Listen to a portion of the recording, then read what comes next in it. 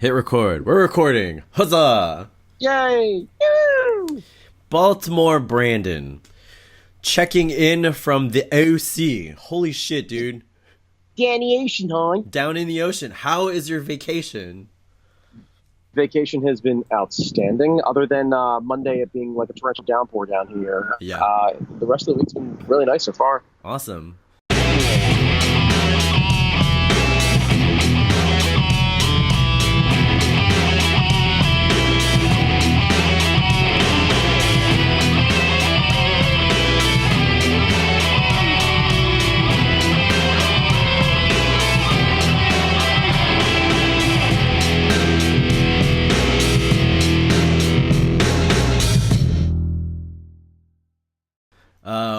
What have you been geeking on out there in the OC? Can we see? Can you do a turnaround? Can we see what's going on?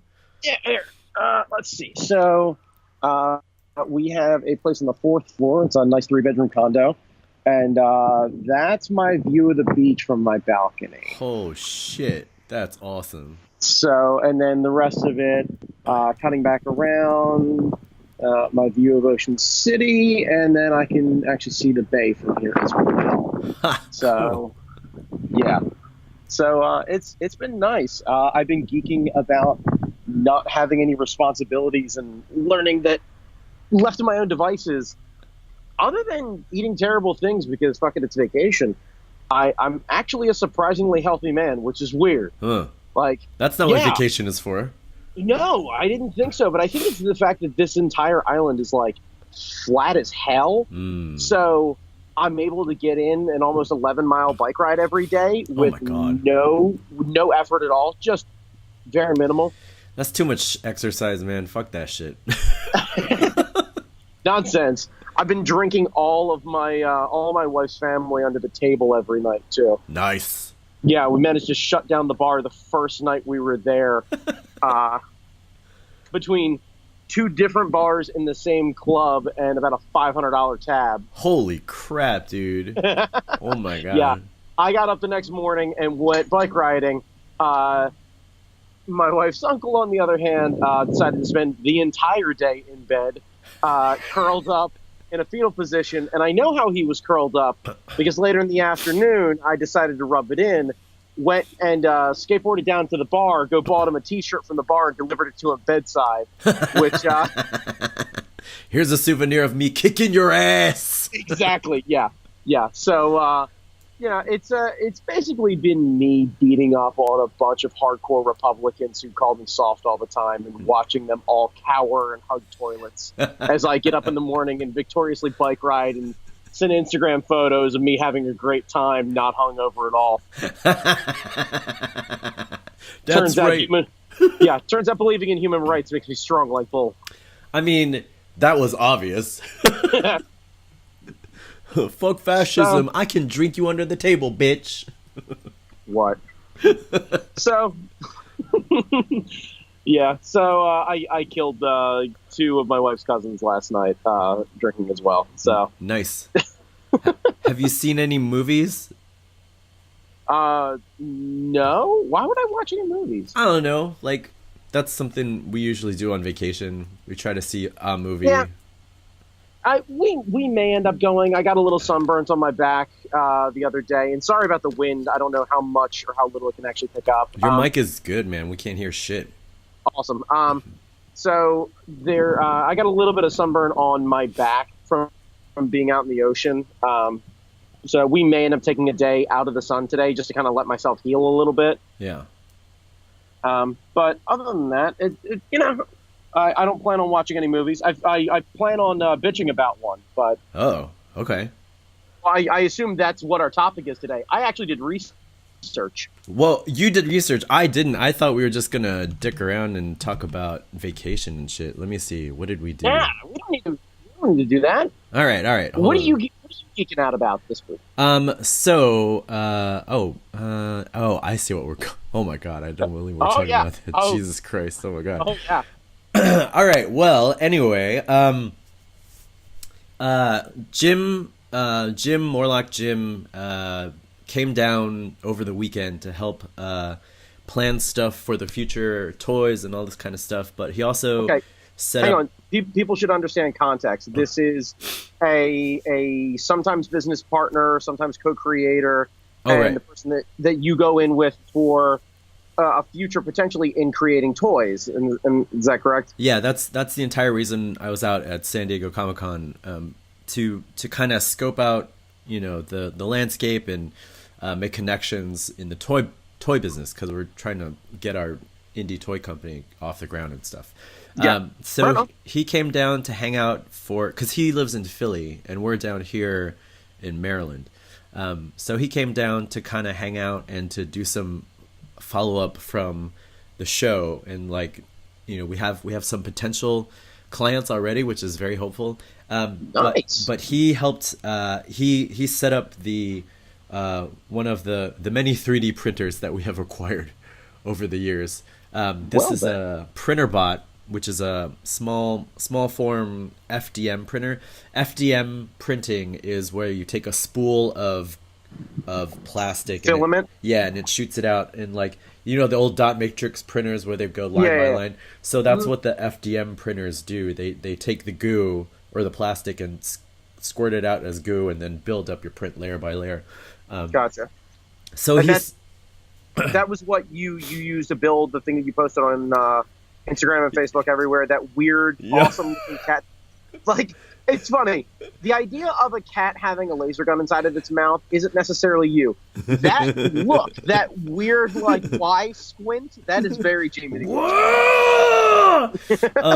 So I've been modeling things for a while now, for clients and then for practice, in anticipation of us getting this shit off of the ground. Right. And so I'm testing out some of the future products that we're working on, and one of them is this little cat dude. This is a lot bigger than the final product is going to be, but I just couldn't Okay. resist, printing it out much No, bigger. it makes sense. It also makes a really cool like tabletop bust sort of thing to have. Yeah. It's not that high resolution. You can see the stepping if I bring it up to the light. If I wanted to sand it down and get it nice and smooth, I could do that, or I could do the acetone bath vapor thing, which is poisonous, so I'm not going to do that. Yeah, I used to get into the acetone stuff when I was doing the Warhammer toys and figure models and stuff like that. And Yeah. that stuff's nasty. Yeah, it smells like ass. Yeah. But I also printed out a bust of Riri Williams' new Ironheart Iron Man suit. Oh, wow. That's going to be in the comics. The writer Jim Zub, they call him Jim Zub. He posted like concept art of the suit, and I was like, Jim, I need to see the back of this sketch so I can model it and make toys and all this kind of stuff. And he was like, all right, slow down. Okay, I love the fact that you buzzed somebody who was like, hey, can I see the back? And he's like, one, slow down, and two, fuck yeah, let's do the thing. Yeah. Jimmy Noguchi just cold calling other creators so that you can make tribute shit and immediately getting everyone else's attention. Well, I know Jim from like the old Udon days, because he was like a project manager over there. Okay, So all right. he at least remembers my name and Right. remembers me by sight. I don't know Okay. how much he remembers of me. So I bugged him about it, and then when he got permission from Marvel, they posted the concept art and all that kind of stuff. So That sentence is great, by the way. what? When he got permission from Marvel. Oh, yeah. That means there was an email chain that was sent up the ladder. Someone Googled you and went, yeah, all right, fuck it, let it happen. Well, it's more of like they don't want to spoil too much in the comics, I guess. I don't know. Right. No, I get it. It's their property. They protect the shit out of it. Yeah. So meanwhile, we're prototyping things of this nature, I'm gonna start making little toys that I can sand down and maybe do some resin casting to learn more of the process. But hopefully sell some of these on my site, along with, as we're gearing up more stuff. So I'm trying to get more shit out there. Gotcha. And this is a different process than the Monster Cutie skulls that you had done a while back. Those were all resin cast, right? Those were all resin cast. Those were all done in China. Okay. Gotcha. So So this would be smaller scale, one-off, yeah, like hand-done things. one-off hand-done things.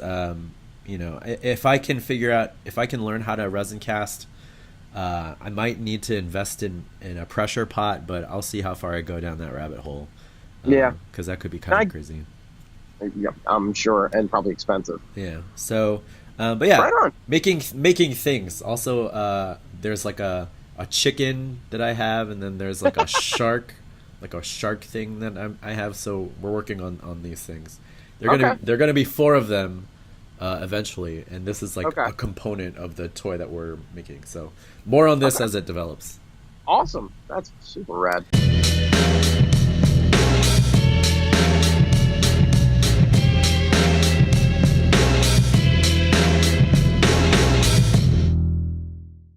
All right, so I just looked at our notes. The subject that we are going to be talking about is the L. Ron Hubbard inspired Battlefield Earth. I think you put this down in our list. Yes, I did. Because I would not want to touch this particular property with a 1,000-foot pole. What can I ask? Why is it the L. Ron Hubbard thing? Is it the Scientology thing? Is it you just don't like John Travolta? Like what? It's just the whole package. The whole package. Like I think that's a key thing of this concept, though. Yeah. You take something that is genuinely considered bad, and I understand even beloved in some communities at this point, right? But loved because it's so bad, and you try and make it work. Yeah, I think if you ignore all the bullshit surrounding it, like the Scientology bullshit and the different levels of like kidnapping and all that kind of stuff, and like the fact that it was only a success because John Travolta sent all the Scientologists to buy tickets and all that kind of stuff. Like it's not a success. It's still never made back its actual budget. So it is a losing thing. Trust me, don't let the spin machine get it otherwise. This film never actually made enough money to turn a profit. That's funny as shit. Well, anyway, like I think the bullshit surrounding it is tainting my view of the movie, because like if you watch the movie on its own, it's bad, but it's hysterical. Like it's unintentionally funny. Like John Travolta just chewing up scenery and just overacting to the gills is hysterical. Like the lead character has no charisma at all, and it's just what, Barry Pepper? Yeah, he's just a pretty face and nice hair. You got to understand, Barry Pepper is 1990s Jeremy Renner. Yes. When used properly, he can be very good. Case in point, if you haven't seen it, one of my personal favorite movies, a movie called 61, directed by Billy Crystal, starring also Thomas Jane as Mickey Mantle and Roger Maris, coming up through 1961 season and the hunt for the baseball title, and how Mickey was loved but complete trash and falling apart, and Mantle was the squeaky clean All-American guy with the two kids and the white picket fence and everything, and hated throwing things like chairs at his head in Yankee Stadium. Hated. Yeesh. And the story arc of that is super good. So if you get the opportunity, go find it. I don't even know. I assume you can just Google it or whatever it is. It'll probably be cheap at this point, but super enjoyable and one of my favorite sports movies. But it's why I don't dislike Barry Pepper. I don't know if I'd recast him. I probably would, because at this point now you want to go with a younger cast. But there's a couple things I do want to go through here. Now, I'm not going to explain the plot. I assume that if you're in for this conversation, you understand what Battlefield Earth is, at least to a concept, and you probably don't remember all of it. You probably just remember things like Travolta's this and that. All right, so I want to kick a few things around first and foremost, right? We all agree that this is a bad movie, right? Sure. Okay. Does anyone have an issue with Rogue One? More importantly, Forrest Whitaker in Rogue One. Oh, sure. People were disappointed that Forrest Whitaker was not used more in Rogue One. He shows up in two scenes and he just says things. Right. Chews up a bit of scenery, has trouble breathing. Right. And looks kind of badass and kind of grandstands. Google it. We'll break your brain. Okay. So Forrest Whitaker plays John Travolta's right hand in this movie. As a 9-foot tall guy in a giant suit of armor who is unable to breathe Earth's atmosphere. Okay. Who delivers a couple lines and doesn't really get the opportunity to shine the way he should. Right. We love it in Rogue One, and we want more of it. Battlefield Earth, he gets a Razzie. Actually, well, from my perspective, I liked him in Battlefield Earth. Like, I thought, I liked him in that movie. Same fucking character. Yeah. Same fucking character. Yeah, except not 9 foot tall in Rogue One. But yeah, I liked him in that. Yeah, but imagine how much more intimidating if he had to like bend down like Chewbacca through every door frame. That would be really cool. Cool. So, for the record, I would not change Forrest Whitaker in this film. I would leave him there. Yeah. Okay. Couple other things. So the brief synopsis of this movie, by the way, is Travolta ends up sleeping with a senator's daughter, gets banished to Earth on security detail. Forrest Whitaker's his right hand. Basically, they're using humans as slave labor. Now, the timeline on this is really messed up because supposedly they had imprisoned humanity for 1,000 years. Oof. It's the year 3000, and the statement from Travolta when he was grandstanding was, "We conquered your entire planet in 9 minutes." Okay, so that aside, right, we get thousands of years in the future. They're still not really doing anything other than breathing from a bunch of scuba tanks and using everyone on Earth as slave labor. Mm-hmm. Barry Pepper runs a group of humans who are like nomadic tribes who aren't under rule in the Rocky Mountains. Incapable, undereducated, obviously, and don't really know what to do. So they're basically like nomadic warrior tribes. I would call them probably a step above cavemen because I think they can actually speak English. Oh wait, I have to pause. Hold on. Okay, are we back now? We're back. Okay, all right. Sorry guys, we had to take a quick pause here. All right, so I don't remember exactly where I left off, but the point is that Barry Pepper is not quite so capable. He gets captured by Travolta and gets put into a breathing, like a mind machine or something like that. You all right, Jamie? Oh, he's getting calls again. Sorry. Can you hear this on the mic? Yeah, I can. Oh, motherfucker. All right, we'll all right, fuck that guy. All right. All right, so we're good? Okay, we're back again. All right. So the much faster version, Barry Pepper ends up getting smart because he ends up getting in one of those like brain machines. Somehow they have the technology to do all this. They educate Barry Pepper, and they send Barry Pepper out as the only smart human, along with a ragtag bunch, to go search for gold in irradiated areas because apparently the gas that these aliens breathe explodes when it's exposed to any sort of radiation, right? So Travolta's theory is if he gets rich and gets enough gold, he can buy his way back home. Wait, so gold is somehow galaxy wide is so coveted that this is the short-sightedness of L. Ron Hubbard, by the way. That's he assumed that an gold entire planet a galaxy away still wants gold. Yeah. Right.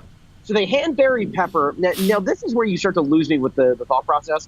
He hands Barry Pepper what is essentially a spaceship. And the thing's able to go fly around anywhere on the planet. And he sends him off to go mine. Now, the movie's based in what was left of Denver, Colorado. Uh-huh. In the movie version, instead of going out and mining areas that are near nuclear test sites or anything else like that, he just somehow, well, not somehow, because obviously he's the only one who's smart, he finds himself at Fort Knox, getting gold at Fort Knox. He manages to fly from Denver to Fort Knox without being tracked. Yeah, like aren't there dudes on like don't they send a guard with him, or are they just assume he's a smarty smart and let him go on his own? They use his wife and daughter as a hostage. Oh my god. Right. So these aliens are dumb fucks. Right. So they send Barry Pepper out into the world. He goes to Fort Knox. Now this is where the great part is. He finds a military base near Fort Knox. He gets a bunch of the guys that were with him or finds some more big burly guys.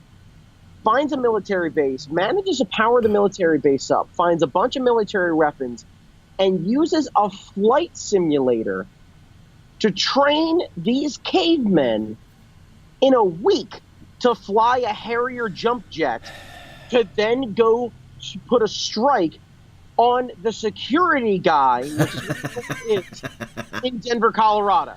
I forgot the plot, and now I know why I forgot the plot. The plot is fucking amazing because it is so Skywalker-esque, where we have to focus on these chodes as the entire universe is happening around them. Yeah. But I gotta focus on one fight between a caveman and a security guard. Yeah, I'm completely tuned out. Like, I want to know more about like the universe around the Earth. Like, I don't give a shit about the Earth.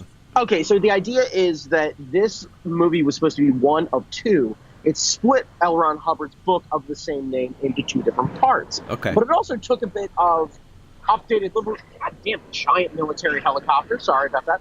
I don't know what you can pick up or not.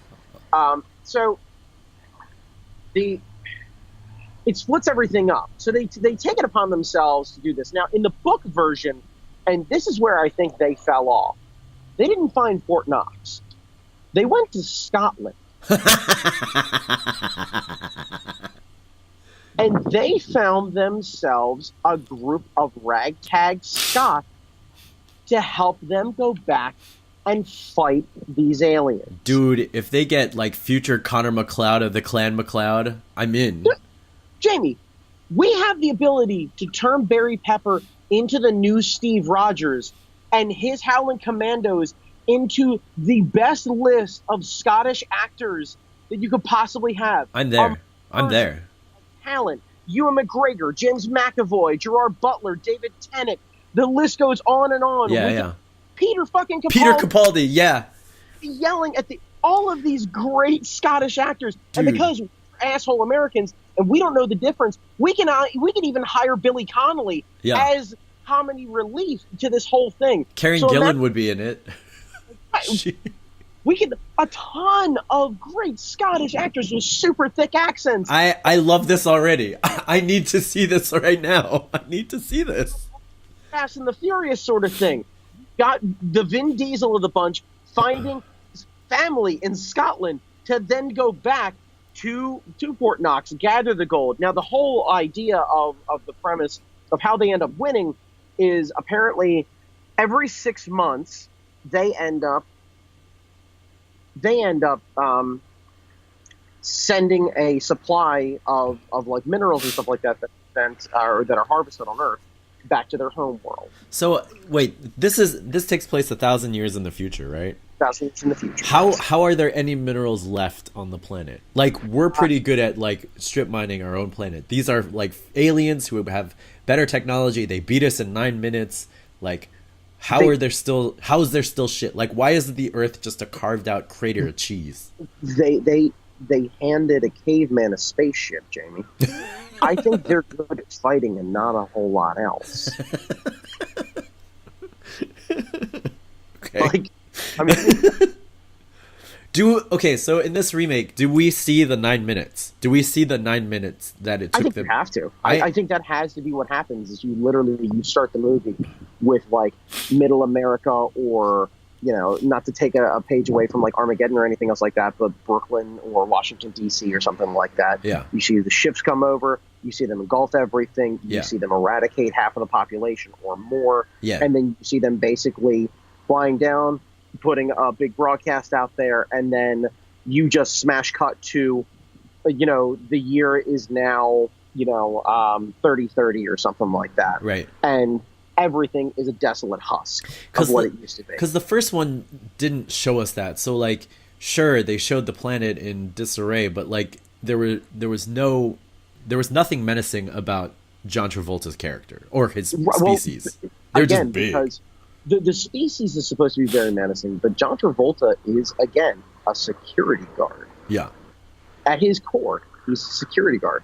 Forrest Whitaker is his lackey. Yeah. So we're going to have to give these guys a little more weight. We need some more oomph. Yeah, he needs to be a general or something, some sort of reason why he would be there, but he'd still be in charge. Yeah. So They need some Go ahead. processing on his voice too, because like if when they speak, like the theater should shake. Like there should be like a deep guttural rumble as they're talking. It should just be like, holy fuck. Because they're 9 feet tall, They're and that's nine how feet. that should work. Right, Yeah. right.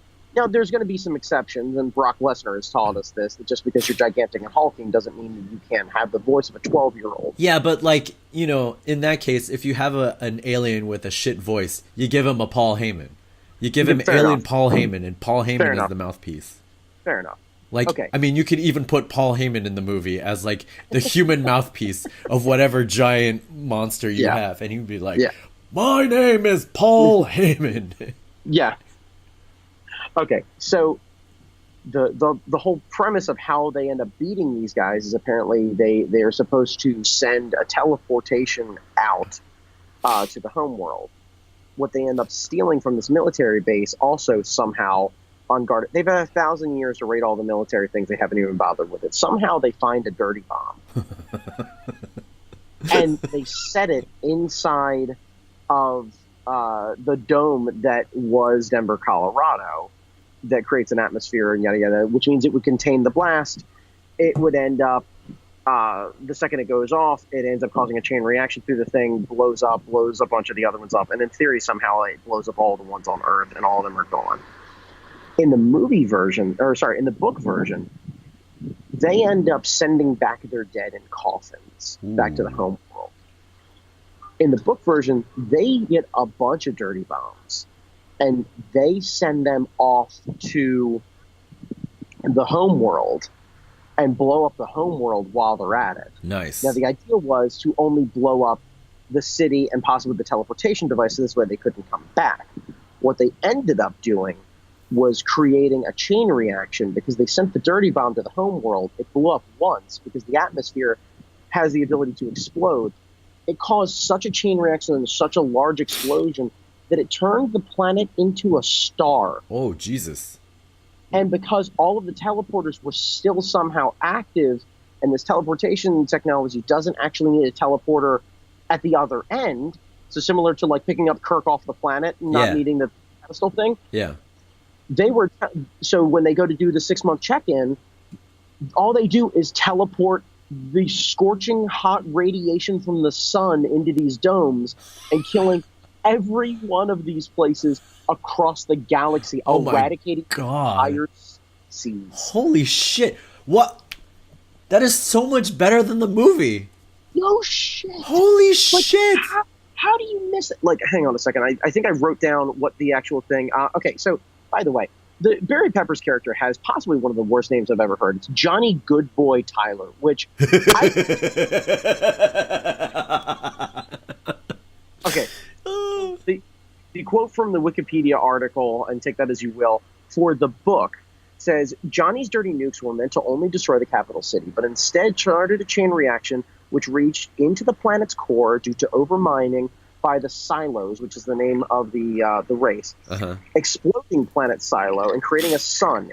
Time, other Silo facilities scattered about the multiple universes where they were destroyed by their own reliance on the teleportation as they performed their scheduled teleportation shipments, and instead brought back radioactive solar metal.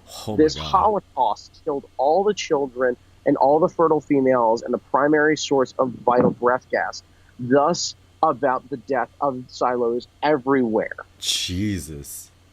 That's crazy. Yeah. That's amazing. That is how you end a goddamn alien invasion movie. Yeah. And you do it in one, because I don't think you can do 2 movies out of this bullshit. You do it in one and done. You do it in one. But that last bit of that like almost 80s Schwarzenegger-esque line that you'd have to do before you sent the dirty bomb through the teleporter. Yeah. I don't know what you say. I haven't figured out a way to punch up that line yet enough. Yeah. That alone is amazing. Yeah.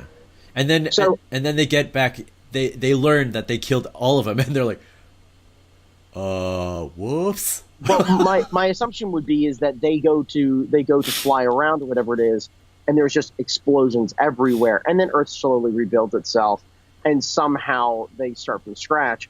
And poor Johnny, by the way, who's the only smart human left on the planet anymore because he's the only one educated at all in 1,000 years of oppression, dies a slow death around a bunch of really, really simple people.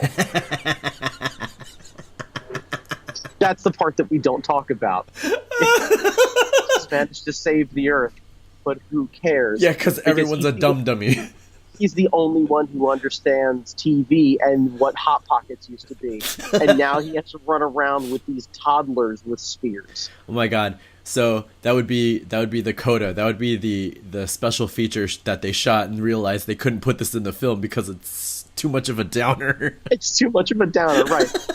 Right. He's become Space Hitler and then has to live this Sisyphus-style life for the rest of his existence. Well, that begs the question, like, once you get rid of the silos, there's got to be another alien race that comes in and takes over, because there's always going to be a power vacuum. And, like, if you have a dictatorship, like, if they've spread their claws throughout the galaxy, there's got to be some other alien race that's out there. This is where you could do a sequel, but not on Earth. Yes. You go to another planet where they had been invading or whatever it is, and you come to find out, similar to a situation in the Middle East, where the silos were actually peacekeeping in between two warring races. We ended up starting a civil war. Oh my god. See, and that would be great for like a sci-fi series or something like that. That would be awesome. Or we use this as the way to start the Kree and Skrull fight. Oh! And we tie this into the Marvel universe because Disney's gonna fucking own everything anyway. Well, then how do you get over the fact that it takes? You just place don't start on Earth. Oh, okay. You just don't start on Earth. Okay. You can literally redo, like, and honestly, if there's any lesson to be learned from the prequels, is that so long as you pick acceptable stereotypes, we can apply them to other races. No one's going to get angry when a bunch of Space Scots show up. I love Space Scots. I'm there for Space Scotland. I mean, we could just use the same actors and just put, like, some pointy ears on them or something like that. Yeah. We're going to have to keep this budget low. It's still a Scientology movie. Right. But I love the idea that, like, once you get rid of the silos, then the actual real fight begins. Right. Yeah. We could do a whole thing, but because the silos seem pretty incompetent. Like, right. They've had control over the Earth, and all they've managed to do is to strip mine it poorly. Like, that just sounds really dumb. They're a 600-pound gorilla looking for a nap. They'll sleep wherever they want, but if you can get rid of the gorilla, everything's solved. Yeah. Yeah. So here's my idea. We recast someone else as Johnny Goodboy. We recast that name. Unless we actually do a tie-in, and it's not Johnny Goodboy, it's Johnny Utah, and we get Keanu Reeves back into it. 1,000 years in the future, the great grandson of Keanu Reeves. Johnny Utah. Played by Keanu Reeves. That's amazing. I was thinking if you wanted to go even more like clean cut kind of thing, you get a John Cena.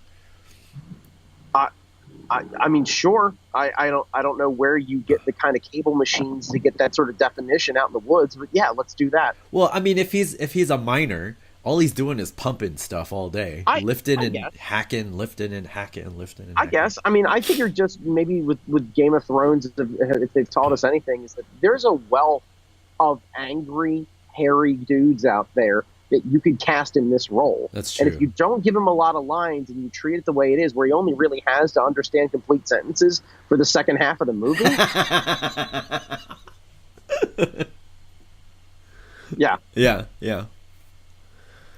So that's my idea. Okay. A ragtag redemption story of one American who manages to become the smartest guy in the room by accident, a greedy John Travolta in platform shoes, and a bunch of Scottish people as comedy relief. Yeah. I feel like I just played the longest version of the Aristocrat. Yeah, well, do we want our John Travolta? I don't even know what the fuck he's called. Do we want him to be menacing, or do we want him to still be kind of stupid and inept? I think you can do both. If 80s villains have taught us anything, a la Skeletor or Cobra Commander, they can be menacing and somehow in charge, but also falling short in a lot of ways.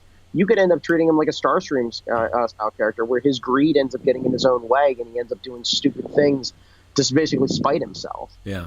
Who do we want for that? That I don't know. I need to pick I don't want them to necessarily be hulking and evil. I think we can let the prosthetics do a lot of that work. Yeah. Someone with a good voice. If I'm thinking of anyone who would play this well, I don't want to go Fifth Element and pick like a Gary Sinise or anything else like that. I'd want to go Sam Rockwell, personally. Oh, that would be good. He chews up scenery like crazy. Yeah, that would be nice. He can have a lot of fun. He can definitely carry a script. And any sort of scenes where you need to have grandstanding, you need to have somebody with the acting chops capable. He's definitely that guy. Yeah. I could see it. What about Benedict Cumberbatch? That's fine. Honestly, if we just want to make this a really big allegory for how the Scots were oppressed by the English, we can do that too. Oh, shit. Oh, we have to do that. We have to do that. We have to do that. There has to be... See, science fiction holds up a mirror to society and points out all of the problems with things. We've added a new layer to this whole fucking thing. You know what? Fuck it. We can screw over two Hollywood douchebags. We can turn this into Space Braveheart. Yeah. We can. Oh my God! Yes. Yeah. Yes. Yeah. Though I honestly can say I probably wouldn't fix Braveheart because I still love that movie. We can still throw stones at him. Yeah. Oh just God. For funsies. Oh man.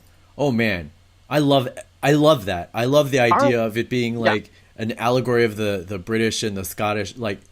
Fuck. Yeah. Plus the space thing and the genocide and like civil war. That's what I'm saying, Jamie. I think really the big fix for this is one movie, not two. Yes. Add a ton of Scottish people. Yes. Because they're great. Yes. And just make the damn thing. Yeah. Like I don't think you really need much else. Oh, and the giant Holocaust thing at the end, because that ending is incredible. Oh yeah, everything getting blown up, like different planets. I read that and I was like, that whole chain reaction idea that one moment of brilliance on their behalf or bravery ended up just basically undoing an entire species. Yeah.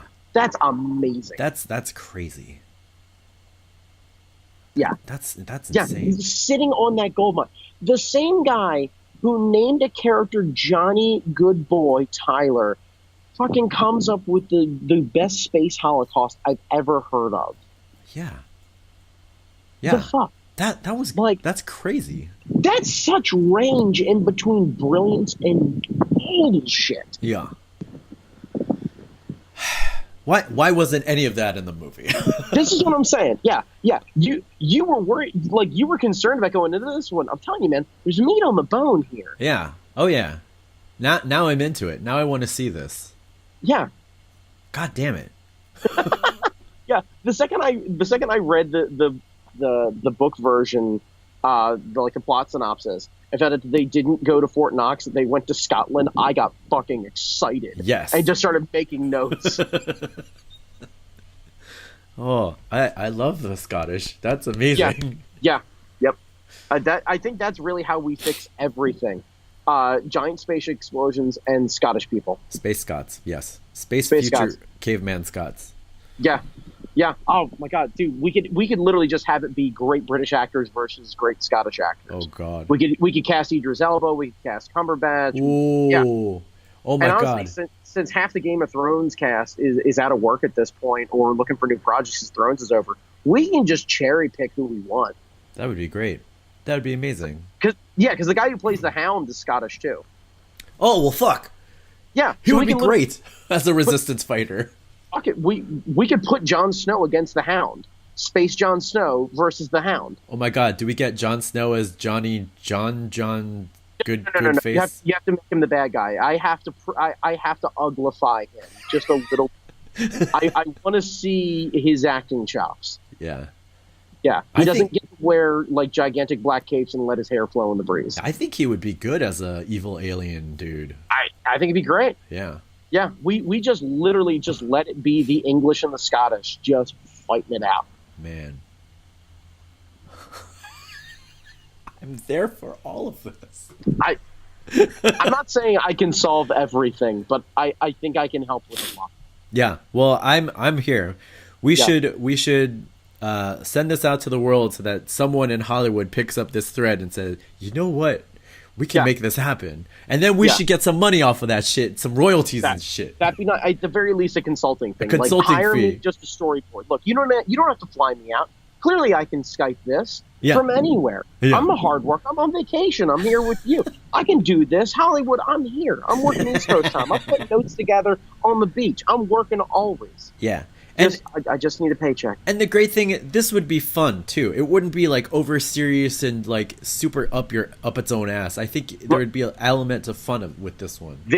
Jamie Noguchi, there has been a rash of remakes, and I think you need a team of people to help guide these shitty remakes into reality. And you and I are those people. Yeah, I think so. We got something here. Listen up, Hollywood. I bring the white privilege action. Jamie Noguchi makes sure that nothing's racist and terrible. We're going to do this together. It's going to be just fine. It's gonna be amazing. Yeah. All right. Well, I don't know if there's any more we could do with this. This is great. I think we have to. This is I awesome. think we're good. Yeah. Now I fucking got want to you. see this. Jesus Christ. And I don't want to give them any more money. Like I don't want to give the Scientologists any more money, but I would pay to see this dumb fucking thing. But Jamie, say the full sentence.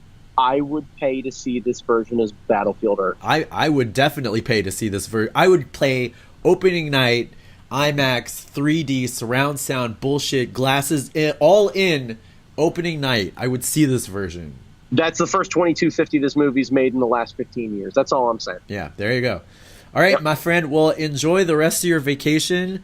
Thanks, sir. I hope you get like the most Maryland thing of all and have like 8 bushels of crabs. Fuck, now I want crabs. God damn it. There's no good place in Rockville for fucking crabs. All right, well, enjoy the rest of your vacation. Thanks, sir. And don't get burned too much. I promise nothing. I don't come back till Saturday, so Nice. I got a lot of days left. Cool, man. All right, see ya. Later, Internet.